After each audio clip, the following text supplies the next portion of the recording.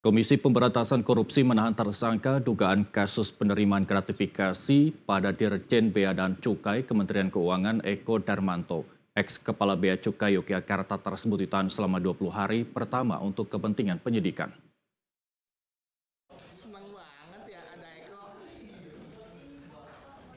Kasus Eko Darmanto bermula saat Direktorat LHKPN menemukan adanya kejanggalan pencantuman informasi LHKPN yang diduga tidak sesuai dengan profil Eko selaku penyelenggara negara.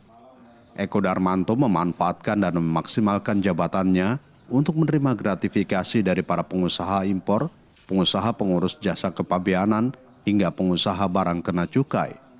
KPK menemukan bukti permulaan gratifikasi senilai 18 miliar rupiah yang diterima Eko sejak tahun 2009 hingga 2023, yang mana penerimaan aliran uangnya dilakukan melalui transfer rekening bank menggunakan nama keluarga inti dan berbagai perusahaan yang terafiliasi dengan Eko.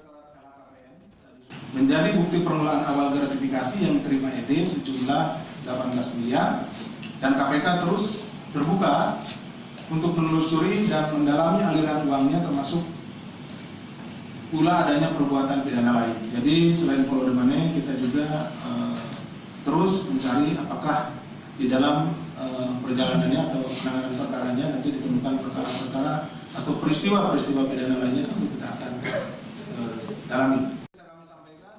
Pada saat yang bersamaan, Eko Darmanto membantah apa yang disampaikan pihak KPK pada saat konvers penetapan tersangka terhadap dirinya.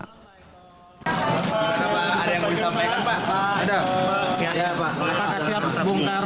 Satu, yang pertama, saya tidak pernah flexing harta. Dari hasil digital forensik, akun itu adalah akun palsu yang dibuat oleh orang di dalam institusi saya. Kemudian, kenapa itu terjadi? Karena selama ini saya yang paling banyak mengungkap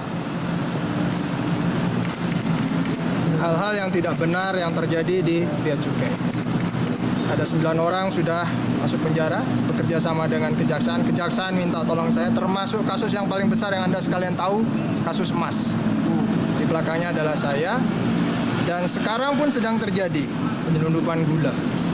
2 tahun, kerugian negara 1,2 triliun. Yang kedua,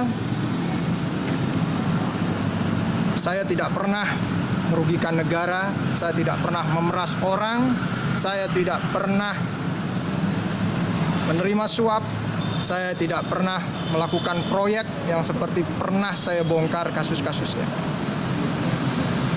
Saya ingin memperbaiki hidup dengan tidak mengorbankan tugas saya berbisnis. Seperti tadi yang disampaikan, bisnis saya di luar Bea Cukai.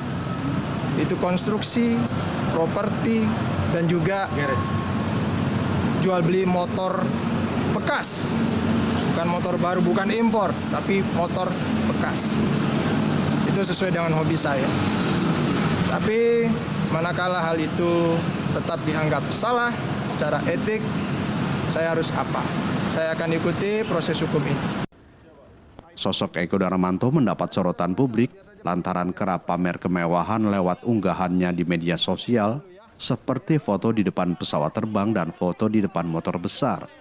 Gaya hidup mewah pejabat Bea Cukai tersebut memicu kritik dari masyarakat dan mendorong Direktorat Jenderal Bea Cukai mencopot Eko Darmanto dari jabatannya sebagai Kepala Kantor Bea Cukai Yogyakarta.